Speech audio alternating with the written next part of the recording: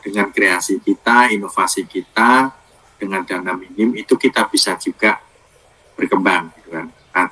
Asal kita mempunyai inovasi, kreasi itu dan ketahanan. Kemarin kan juga kita tahu ya, tahan banting dan sebagainya, tahan kritis dan sebagainya. Tapi sebelumnya berbicara masalah dana, kita ulangi lagi, startup itu apa sih sebenarnya? Start dan up, itu kan memulai untuk bangkit, gitu kan. Bukannya startup itu memang sih saat-saat ini perusahaan startup itu istilahnya terkait sama teknologi, gitu kan. Tapi sebenarnya startup itu ibaratnya awal kita memulai usaha, apapun usahanya sebenarnya. Cuma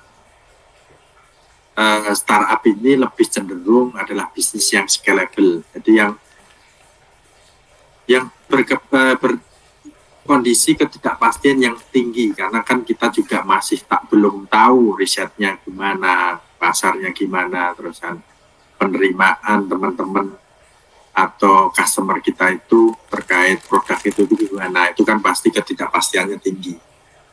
Mereka umumnya berapa tahap awal pengembangan dan mencari cara untuk memasuki pasar dengan cepat, gitu kan.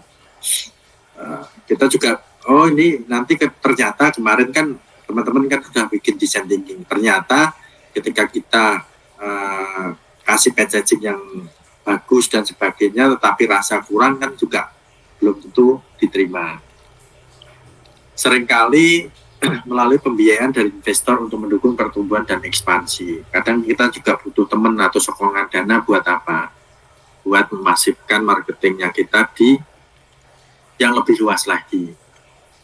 Contoh misalnya kita butuh iklan itu kan butuh dana, paling enggak seperti itu. Instagram ad pun berbayar, tidak melulu kalau memang organik kita bisa nempelkan kepada yang sesuatu yang viral, itu salah satu caranya juga. Pentingnya memiliki langkah strategis dalam membangun startup, pastinya juga harus kita mempunyai visi yang jelas, efisiensi sumber daya juga iya, pengambilan keputusan yang lebih baik ketika misalnya nih terlalu banyak komplain dan sebagainya karena rasa, berarti kita harus ngikutin, rasanya ternyata kurang pernah dan sebagainya, itu harus kita mengambil keputusan yang lebih baik, berarti harus ganti rasa atau ganti bumbu. Ketika nanti produknya itu mungkin secara kualitas, kuantiti itu kurang gede misalnya kayak gitu kan. Produknya kok kecil-kecil banget sih Mas, tapi kalau cuma komplainnya cuma satu itu belum bisa mewakili untuk pengambilan keputusan yang lebih baik. Keempat adalah menangani persaingan. Kita harus lebih inovatif menangani persaingan, karena memang belum tentu ide kita itu menjadi ide yang pertama kali di dunia, apalagi yang skup kecil di Indonesia, apalagi nanti di sisi Semarang gitu kan, kita harus juga bisa berinovasi. Visi yang jelas, langkah strategis membangun, menentukan visi dan tujuan jangka panjang startup sehingga seluruh tim dapat bekerja menuju arah yang sama. Jadi visinya harus jelas nih, kita mau apa? Jangan cuma visinya itu harus lebih jauh. Misalnya nih visinya itu kita harus ekspansi sampai ke luar negeri dan sampai dunia. Itu visi yang memang tinggi dan harus jelas. Jelasnya itu harus terukur. Jangan misalnya nih, aku mau pasaran produk ini sampai ke luar negeri, sampai apa, tapi dari sisi rasa, dari sisi tampilan dan sebagainya kurang. Itu juga nggak jelas. Kemarin teman-teman sudah bikin design thinking, kalau kita mau maju kelas nasional sampai internasional pun, kita harus mikirkan apa yang dibutuhkan, apa yang harus diinovasikan, minimal sih dari packaging kan harus berbahasanya juga Inggris kalau kita internasional. Kalau nasional berarti harus punya SNI, Standar Nasional Indonesia, harus kalau memang makanan punya minimal halal dan sebagainya. Efisiensi sumber daya. Dengan strategi yang matang, startup dapat menggunakan sumber daya seperti waktu, dana, dan tenaga yang lebih efisien, meminimalkan pemborosan. Jadi kadang startup itu mungkin teman-teman jadi direkturnya juga iya, jadi manajernya juga iya, jadi supervisornya mungkin juga iya, plus jadi salesnya juga bisa iya. Kalau itu dirangkap dengan dirinya sendiri tanpa kolaborasi. Kalau kolaborasi mungkin teman-teman ada punya teman kenalan yang memang dia strategi marketingnya bagus, diajak kerjasama, itu akan mengurangi beban kita. Tetapi kalau kita berdiri sendiri, ya pastinya juga kita akan beban itu kita sokong sendiri. Pengambilan keputusan yang lebih baik, strategi yang baik memberikan kerangka kerja, pengambil keputusan, terutama dalam situasi yang tidak pasti. Misalnya besok itu mau resesi nih, apa yang memang kita harus persiapkan. Misalnya, oh ternyata resesi itu tidak mengurangi konsumsi makanan, tetapi harus kita lebih efisien. Mungkin di sisi pricing-nya atau apa, lebih diturunin, tetapi margin masih dapat, itu bisa juga kalau memang itu situasi yang mendesak. Menangani persaingan, startup sering memasuki pasar yang penuh dengan kompetitor.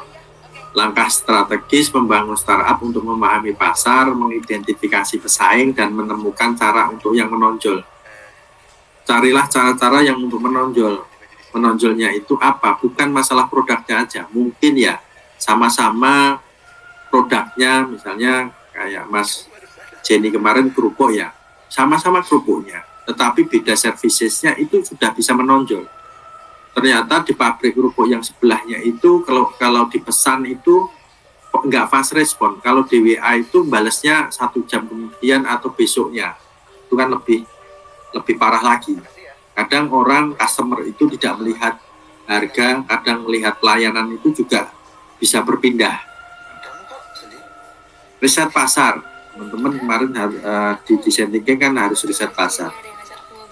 Proses pengumpulan analisa, interpretasi data tentang pasar pelanggan, kompetitor, dan lingkungan bisnis untuk memahami kebutuhan dan preferensi konsumen. Jadi itu penting banget karena memang kita jangan juga bermain di red ocean, tapi boleh bermain di red ocean, tapi kita harus mempelajari pesaing kita itu seperti apa, kekurangannya seperti apa, itu syukur-syukur menjadi keunggulan kita. Dan itu pun juga untuk mengambil keputusan. Ternyata misalnya nih kita ekspektasinya kemarin kerupuk Mas Jenny ya satunya 10.000, kan nggak mungkin yang lainnya padahal jualan cuma 1.000, 2.000, 3.000. Apa yang menjadi kerupuk itu harganya 10.000, itu juga untuk pengambilan keputusan. Apakah kita kekeh di harga 10.000 ataukah kita turunin dengan sesama pesaing kita, itu juga bisa. Ada filosofi ketika batu itu dijual di pasar itu mungkin harga 1.000, tapi kalau batu itu dijual di museum bisa sampai 1 juta. Itu juga harus ada riset pasarnya. Pengambilan keputusan kita mau jual kemana. Boleh nih kerupuk itu harga 10.000, tapi nggak mungkin juga lah kalau kita itu jualnya di angkringan atau kaki lima. Mungkin di restoran yang standarnya juga tinggi, pricingnya juga tinggi, itu juga pengaruh tempat. Riset pasar mencakup beberapa aspek seperti analisa konsumen, mempelajari siapa sih target pelanggan kita, perilakunya gimana, kebutuhan mereka itu seperti apa. Dua adalah analisis kompetitor kita.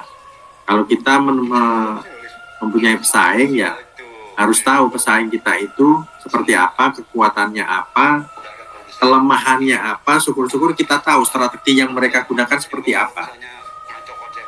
Misalnya nih kayak yang kemarin IoT untuk memberi makan kucing ya, itu pesaing kita siapa? Pasti pesaing kita itu yang paling pertama dan yang paling murah adalah mesti Cina. Tapi jangan pesimis, karena memang kita juga bisa berkreasi kalau memang itu bisa menyaingi itu. Tapi nggak mungkin juga kalau kita menyaingi orang-orang Cina, karena memang itu produknya sudah masif banget. Tapi kelemahannya dia apa? Dia harus pesan dari luar negeri. PKDN-nya nggak ada kalau untuk pengadaan di dalam government dan sebagainya. Terusan kelemahannya apa? Pastinya juga bahasa Inggrisnya belum tentu ketika orang-orang di Indonesia itu pesannya ke Cina, belum tentu bahasa Inggrisnya itu bisa bagus. Kelemahannya itu justru menjadi strategi kita. Seperti halnya Bardi itu sebenarnya bukan produknya Indonesia. Itu produknya Cina dimaklon. Orang Indonesia memaklon untuk produknya dipasarkan di Indonesia. Itu bisa juga menjadi strategi yang kita gunakan untuk menjadi pesaing di Indonesia. Ketiga adalah ukuran dan pertumbuhan pasar. Kemarin kan juga teman-teman sudah menganalisa desain thinking kita itu, ukuran pasar kita itu cuma di Semarang, ataukah di Jawa Tengah, ataukah di Indonesia, atau di internasional. Kita harus mengukur potensi pertumbuhannya seperti apa. Kalau modelnya cuma 1 juta, 2 juta, kita nggak akan bisa mencapai pasar internasional. Karena memang butuh biaya yang banyak. Minimal untuk di sisi display ke sana dan sebagainya, kalau memang mengikuti event-event dan di sananya juga membutuhkan biaya. Tren yang relevannya seperti apa? Kalau memang itu kita produknya itu aja, trennya kita nggak ngikutin tren. Kalau memang masih saat ini misalnya yang lagi keren, yang lagi tren itu misalnya rasa matcha dan sebagainya, kita harus ngikutin tren itu. Penentuan harga ini yang paling krusial. Kita mau jual berapa? Mau jual untung atau mau jual rugi? Itu yang harus kita hitungkan. Kadang teman-teman UMKM itu menentukan harga itu tidak berdasarkan marginnya, profitnya berapa. Kadang orang apalagi orang-orang desa, yang penting ini masih cukup Pak, dan masih ada sisa untuk makan. Itu kadang juga kita nggak bisa berkembang kalau memang seperti itu. Yang pasti adalah laporan keuangan yang jelas, marginnya berapa, nanti ketika kita mengembangkannya itu marginnya kita turunkan atau gimana, itu harus ditentukan. Evaluasi produk, kemarin kan juga desain thinking kan ada evaluasi produk, harus kita evaluasi produk-produk kita merasa produk kita itu paling sempurna.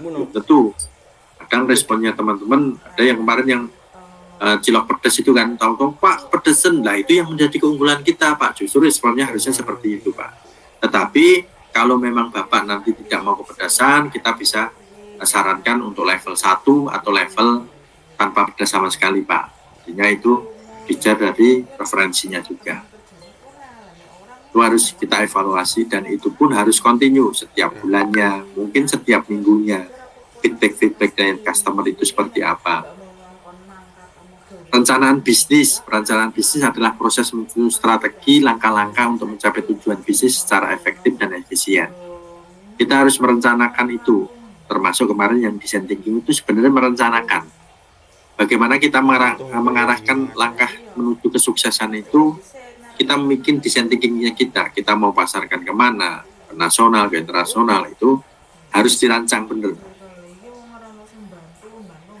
Ringkasan eksekutif, gambaran umum tentang bisnis kita, visi, misi, tujuan itu minimal ada, walaupun cuma jualan cilok. Gitu kan. Kalau memang jualan cilok kadang Pak kayak gitu ribet amat gitu kan. Ya itu kalau berarti Anda cuma sebutnya dikit, jadi nggak apa-apa. Tapi kalau kita pengennya kayak yang lagi banyak viral itu apa?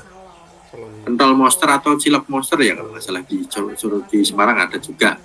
Itu kan juga dia franchise-nya udah banyak. Bagaimana kita mau mengembangkan franchise tanpa ada perencanaan bisnis. Nanti secara SOP-nya gimana, secara quality assurance-nya gimana, quality control-nya gimana, itu kita harus mempunyai perencanaan bisnis. Kenapa Alfamart, Indomaret, dan McD, KFC itu adalah franchise yang paling mahal? Kenapa? Karena dia punya sistem itu adalah perencanaan bisnis. Kalau kita lihat Alfamart atau Indomaret itu pasti kalau kita ngamatin ya, kasir itu di bagian sini dan sebagainya,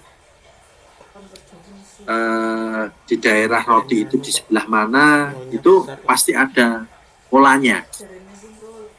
Sampai deskripsi perusahaannya itu, informasi tentang bisnis kita, produk atau layanan yang ditawarkan, itu juga harus jelas. Dan nilai yang unik juga dari sisi kita itu, yang unik apa, itu harus jelas juga. Misalnya services dan sebagainya, itu juga harus jelas.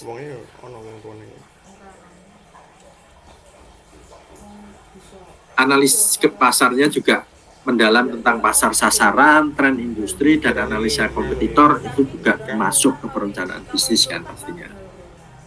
Selanjutnya membangun tim yang solid. Tim yang solid itu ibaratnya pasangan kita. Teman-teman kalau mempunyai pasangan, misalnya punya pasangan itu adalah istri kita misalnya kayak gitu. Kita memilih istri itu kan nggak sembarangan kan. Pasti pengennya adalah istri kita itu yang idaman, yang paling baik agamanya, yang paling baik pendidikannya, yang paling apanya dan sebagainya. Kalau orang Jawa namanya bibit bobot bebet kan. Itu juga harus kita untuk membangun tim solid ya harus seperti itu juga gitu kan.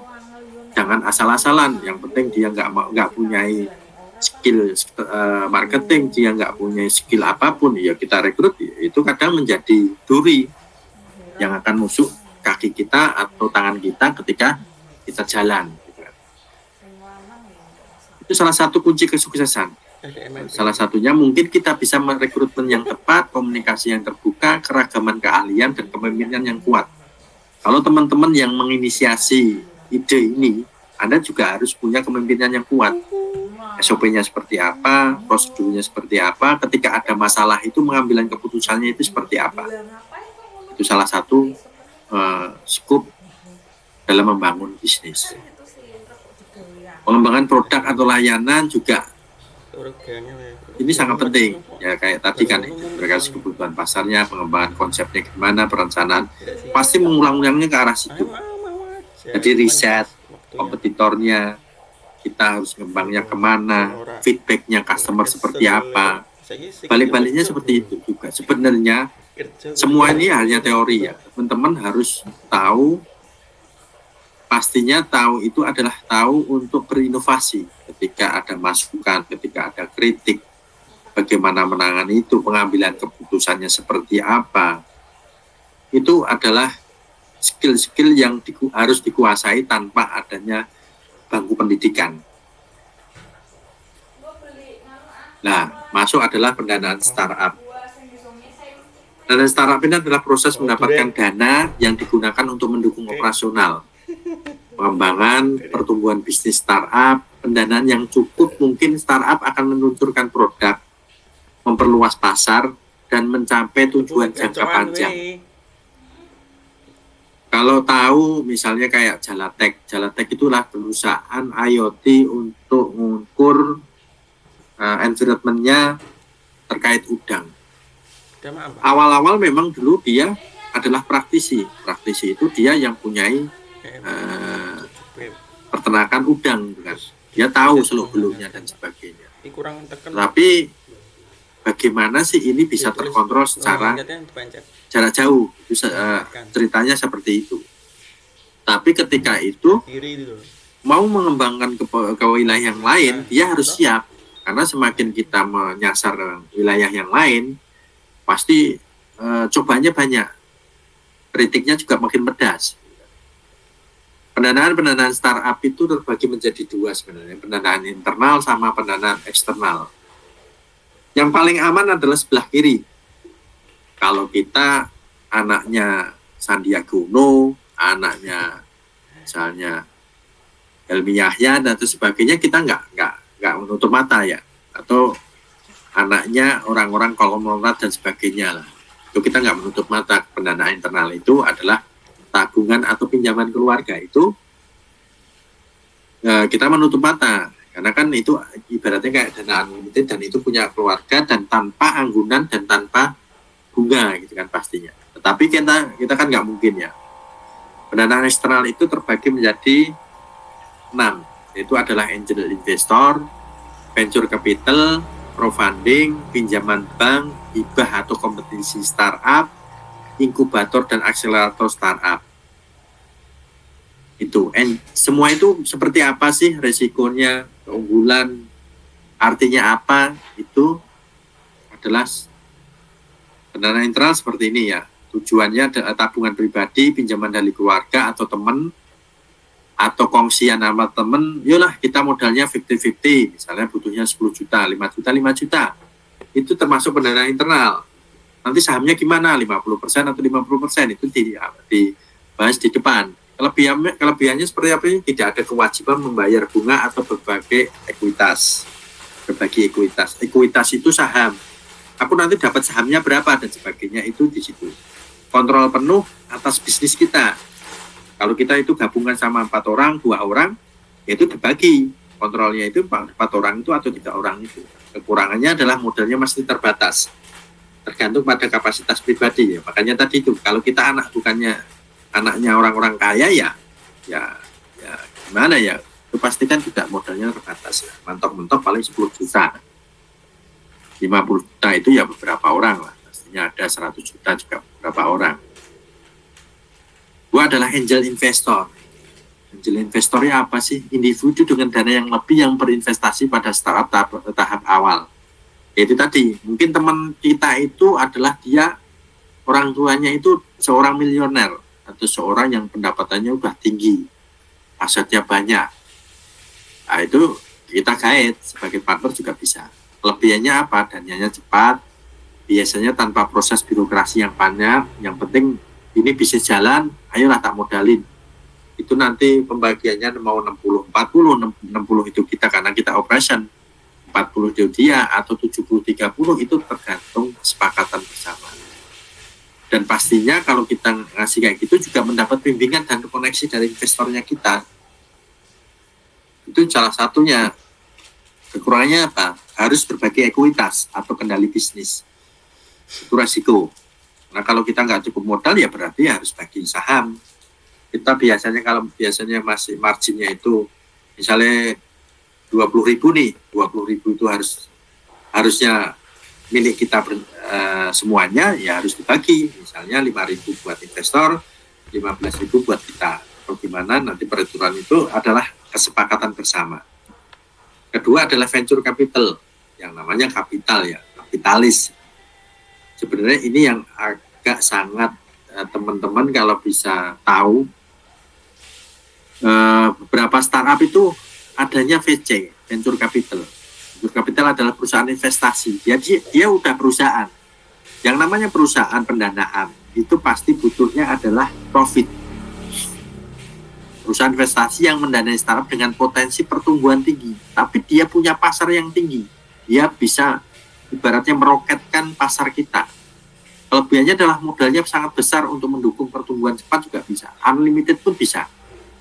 Tetapi resiko-resikonya juga ada nanti di bawahnya. Dukungan strategis dari VC dapat mengembangkan bisnis. Dan kita pun juga harus pilih-pilih VC. Ada beberapa venture capital itu dia benar-benar kapitalis, benar-benar dia ngontrol lebih. Kadang mintanya itu sampai 60%. Kalau 60% berarti kita tinggal 40% itu nggak bisa dikontrol. Justru kita yang dikontrol. Sampai-sampai kenapa banyak startup itu sekarang banyak layoff, itu karena kontrol dari venture capital. Contoh nih misalnya perusahaan startup itu kemarin yang ngobrol sama saya itu, Pak saya itu dikontrol bener Pak, nggak bisa bebas. Contohnya seperti apa Thomas? Kemarin dia itu bilang, aku nggak mau tahun depan itu untuk OPEC itu gaji dan sebagainya, bonus lembur dan sebagainya 2M maksimal. Dengan tenaga kerja yang 100 orang atau 200 orang itu kan pasti mau nggak mau orang-orang yang engineer atau seniornya itu pasti akan di layoff atau dipecatin semuanya. Untuk apa? Merefresh gaji, merefresh orang-orangnya yang fresh graduate. Cukup dapat fresh graduate dengan pengalaman tinggi. Kayak ini, jadi teman-teman walaupun kenapa di sini ada mata kuliah kewirausahaan, sebenarnya teman-teman itu kalau bisa jadi wirausaha. Kadang kita mencapai, kalau kita di perusahaan swasta ya, kita mencapai keahlian yang sangat tinggi, kita sudah mencapai expert, kadang juga di layoff. Karena kenapa? Ya perusahaan juga butuh meminimalisasi OPEC. Kurangannya adalah VC biasanya meminta kontrol yang lebih besar dalam pengambilan keputusan. Itu tadi, aku nggak mau OPEC-nya tahun depan harus dikurangi 50% atau 30%. Mau nggak mau sebagai atasan teman-teman yang punya usaha pasti juga akan meng-cut semuanya orang-orang yang memang gajinya besar-besar. Misalnya gaji yang udah 20 juta, mendingan dicari orang 10 juta, 10 juta, atau 10 juta itu udah banyak, udah pada mau, itu juga bisa. Proses selektif dan sangat kompetitif. Kita nggak mudah cari venture capital itu kalau memang misalnya Anda pasaran sudah sampai mana, marginnya berapa persen, BEP-nya berapa tahun, itu sampai benar-benar ditanyain itu. Kalau hitung-hitungannya nggak jelas, fiktif, nah, dia nggak akan tertarik sama sekali.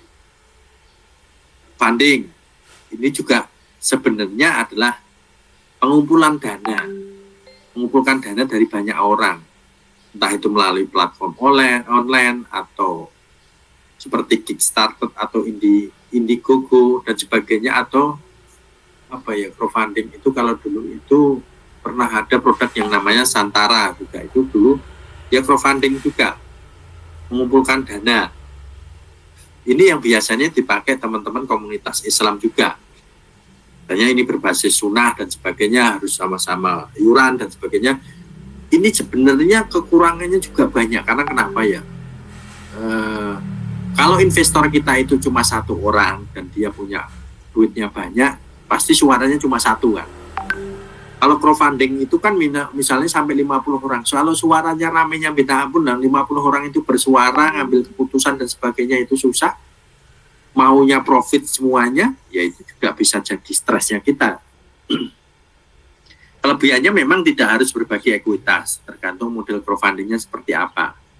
Tetapi ini kadang juga lebih besar pembagian hasilnya juga.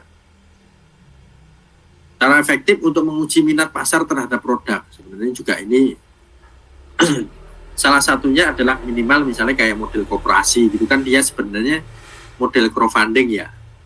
Koperasi itu salah satu strategi crowdfunding. Produknya itu harus dibeli teman-teman anggota koperasi, itu juga bisa untuk menguji minat pasar terhadap suatu produk. Minimal anggota harus beli produk ini gitu. Tapi feedbacknya ada. Kalau kita punya 100, itu feedbacknya 100 minimal. Kekurangannya seperti apa? Membutuhkan strategi pemasaran untuk menarik perhatian masyarakat. Pastinya juga kita, kalau kita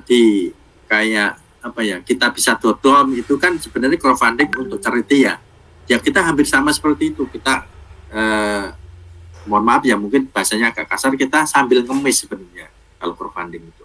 Ayo danai usaha saya dong dengan 1.000 perak, Anda punya saham sekian, Anda berinvestasi sekian, nanti jumlahnya sekian, itu kan ya, seperti itu. Tidak selalu menjamin jumlah dana yang diinginkan. Kita kalau memang butuhnya misalnya 100 miliar gitu kan, di crowdfunding sampai kapanpun ya belum tentu. Kalau memang itu strategi materi kita atau copywriting kita itu kurang kena, hitung-hitungannya juga belum jelas. Selanjutnya adalah pinjaman bank. Ini sebenarnya salah satu pendanaan juga. Tapi kalau saya sebenarnya menghindari banget pinjaman bank ini. Karena saya yakin ketika pinjaman bank itu kan pasti bunganya tepat, harus setiap bulannya harus bayar dan sebagainya, dan ada risikonya lebih tinggi. Kelebihannya pasti juga, ya memang sih kelebihannya tidak membagi ekuitas, karena itu modelnya hutang, loan. Pilihan yang baik untuk bisnis dengan aset sebagai jaminan, ya itu aset. Kalau memang punya aset dan itu asetnya nggak butuh banget, ya monggo. Tapi aset itu pasti semuanya orang butuh.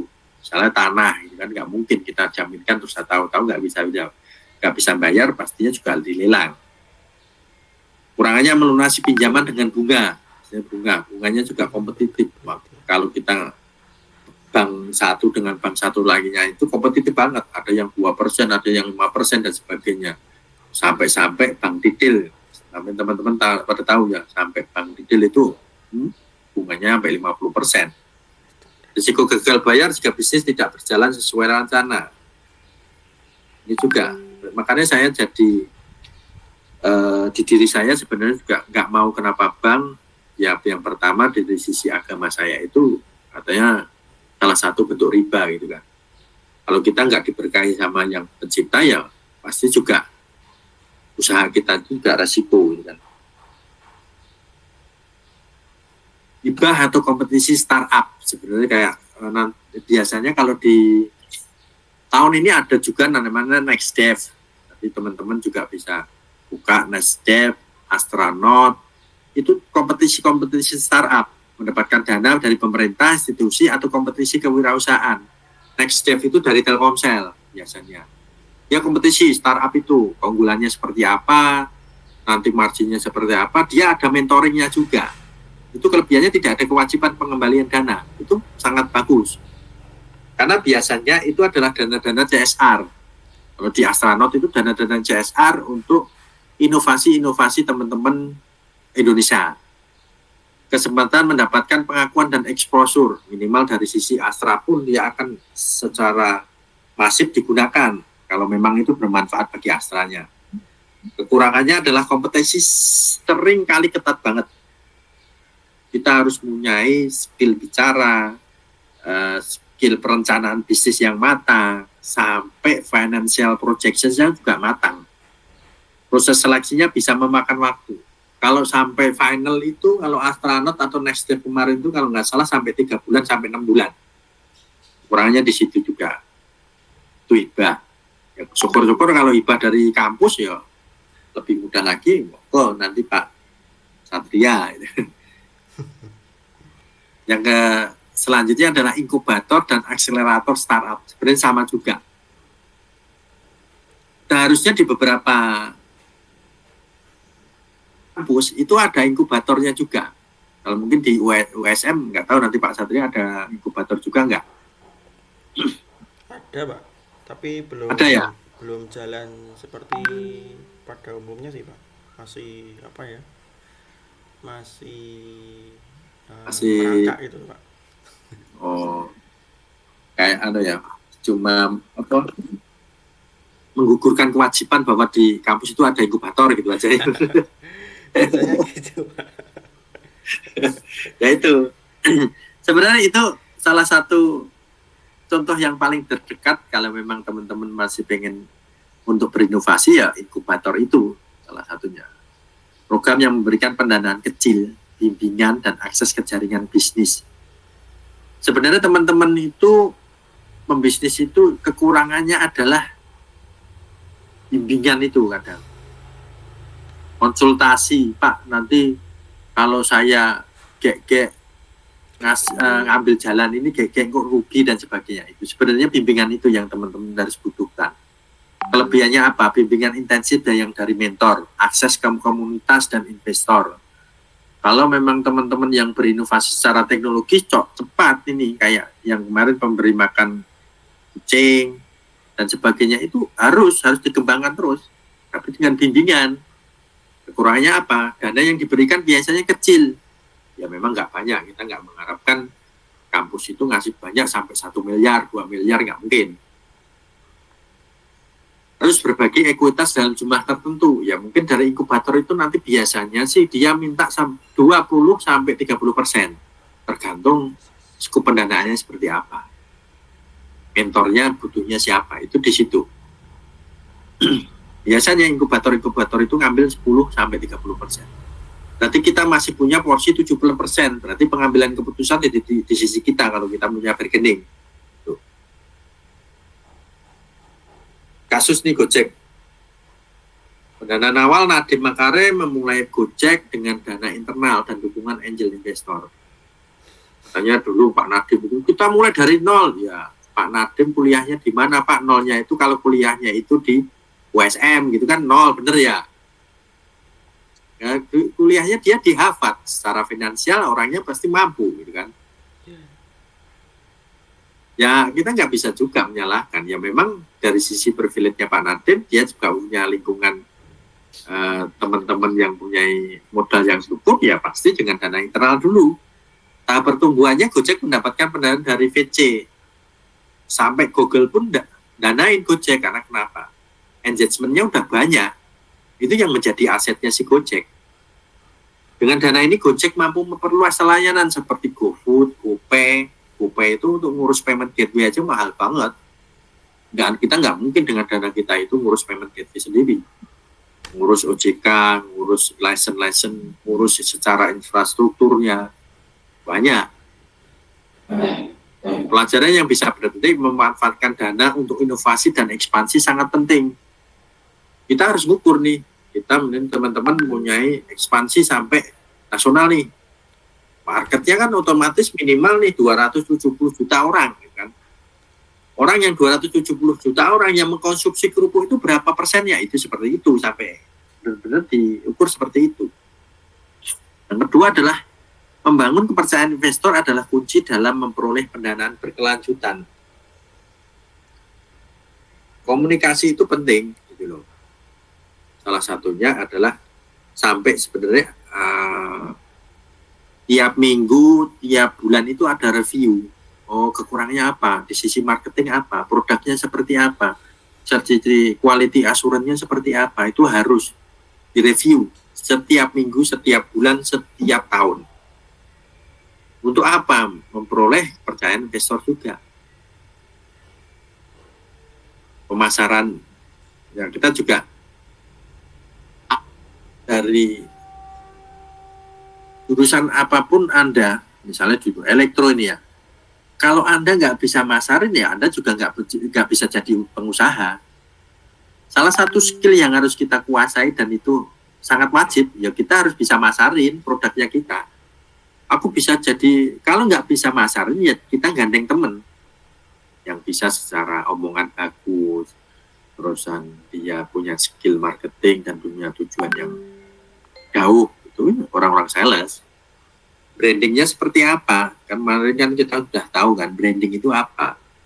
Sampai-sampai kalau branding itu udah melekat kita, Bu beli aqua, padahal yang dibeli aquaria atau yang dibeli itu pasti kan orang seperti itu branding. Bu beli Indomie, padahal yang dibeli sedap. Nah itu sedap Bu, nah ini itu Indomie. Kalau orang-orang Jawa kan seperti itu. Kalau sampai dulu orang-orang Jawa, Pak minjem Hondanya, nah padahal Yamaha gitu kan. Tapi sekarang mungkin udah beda ya. Itu branding. Teman-teman juga harus memanfaatkan teknologi. Itu kunci untuk efisiensi, inovasi, pertumbuhan dalam startup. Digital marketing itu dipakai untuk memberikan keunggulan kompetitif dan mendukung berbagai aspek bisnis, operasional, pemasaran, sampai sebetulnya. Makanya yang kemarin bisnis kue ya itu udah salah satu langkah memanfaatkan teknologi dengan cara Instagram. Syukur-syukur di situ berpakai e-commerce, bisa PO dan sebagainya. E-commerce Tokopedia itu kan bisa PO. Setting kita PO itu bisa juga. Pembayarannya udah yang menyediakan dari Tokopedia. Kita nggak harus ngurusin rekening virtual akun yang menerima pembayaran kartu kredit, yang menerima pembayaran pakai GoPay. Itu dari Tokopedia udah menyediakan itu semuanya. Sampai penjualan online-nya. Peluncuran produk. Ya teman-teman kalau kemarin yang rancang-rancang teknologi, ini harus ada alurnya, persiapan peluncurannya seperti apa, pengembangan dan uji cobanya harus apa, strategi pemasarannya seperti apa, aktivitas nanti pas waktu launching itu seperti apa. Habis launching nggak berhenti, pemantauan dan evaluasi itu harus sering. Nanti ternyata kekurangannya sering ini dan sering ini. Nanti dukungan pelanggannya seperti apa, kalau komplain dan sebagainya, kalau retur sebagainya. Misalnya kayak kemarin kerupuk, nanti kerupuknya melempem, ini bisa diretur nggak Pak? Yuk, kita nggak bisa menerima retur ya, sampai nggak bisa berkembang.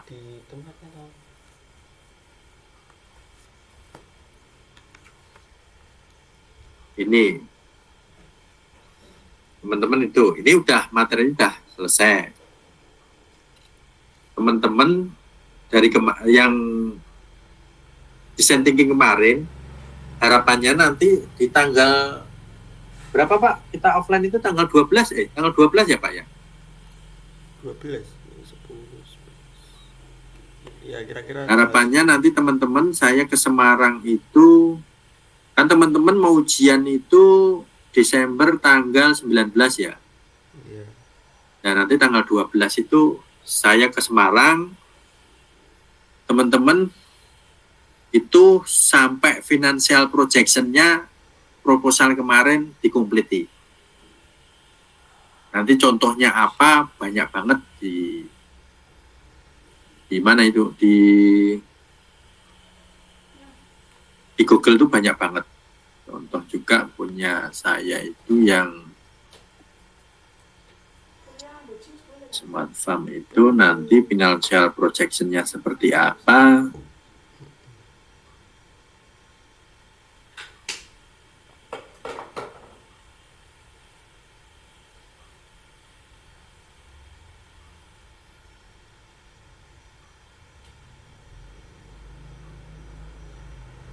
Itu nanti ada hitungannya financial projection itu seperti apa ya, tak lihat dulu.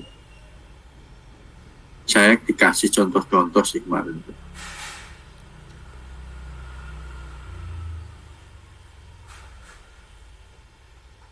Ini contoh-contohnya punya orang.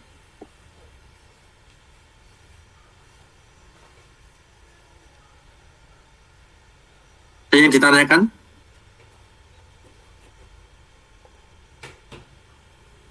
Ayo mas, tanya mas. Pusing. Mungkin tanya kalau ngajuin apa hibah itu kayak gimana yang nggak perlu mengembalikan dana itu mas. Nah ini salah satu kemarin yang astronot itu kita modelnya itu kompetisi. Itu astronot gitu kan, dia dari Astra itu minimal kita pertandingan.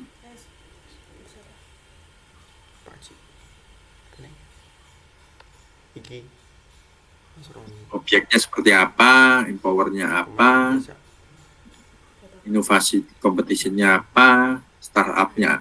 Nanti partnernya Astra itu minimal jadi marketnya kita. Ini, jadi partisipannya startup bisa, studi juga bisa. Ini salah satunya. Dari D3 S1 program sampai International University juga. Apply an individual or team, ini juga bisa. Passion Competition atau Astra Business Challenge juga. Biasaan. Digital Technology Innovation Competition for Startup and Student to Present Solution for Indonesia. Jadi kita harus visionnya yang jauh kan, untuk Indonesia. Bukan untuk Semarang doang ini, untuk Indonesia. Business challenge-nya apa? For startup and student to solve real world Astra business problem. Nah itu salah satunya juga business problem di Astra itu yang kemarin itu sebenarnya lagi nyari terkait computer vision, bagaimana sih ngamanin secara kamera dia udah punya banyak gitu kan. Itu nanti untuk astronot 2025 pasti akan maju itu. Dia punya perkebunan banyak, sawit dan banyak, bagaimana? Masalahnya masih banyak. Dia harus memonitoring gimana caranya. Itu bisnis challenge-nya di Astra. Sampai Astra kemarin itu punya masalah, aku punya produk Astra Autopat itu ada berapa produk sih yang sampai nggak tahu. Itu nanti sampai diinventarisasi dan sebagainya, itu jadi challenge-nya bisnis gitu.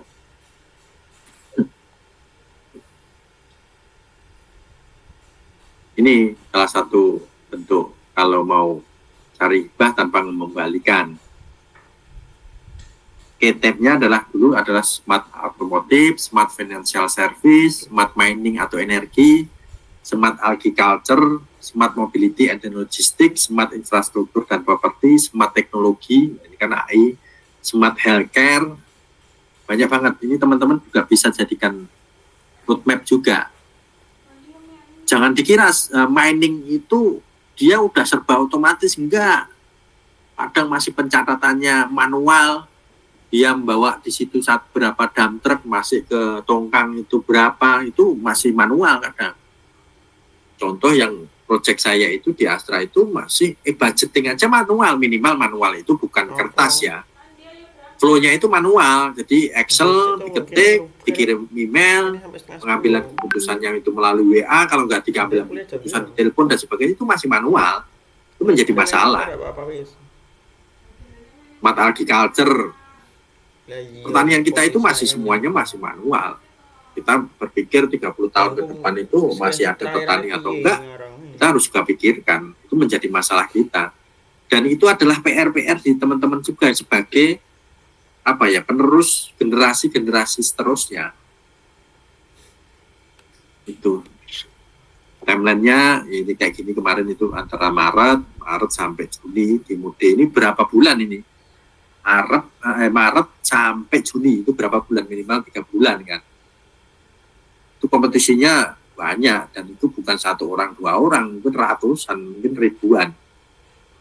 Tapi itu jadi challenge-nya kita, bahwa ide kita itu menjadi sesuatu yang unik gitu. Kayak kalau memang teman-teman UMKM yang itu biasanya Diplomat Success Challenge itu juga bisa. Jadi kalau Diplomat Success Challenge itu tidak melulu masalah teknologi, produk-produk makanan, produk-produk minuman itu juga jadi pesertanya Diplomat Success Challenge juga. Ini reason to join-nya Astronaut kenapa sih? Accession Cash Prize, Fast Track Collaboration with Astra. Jadi tracking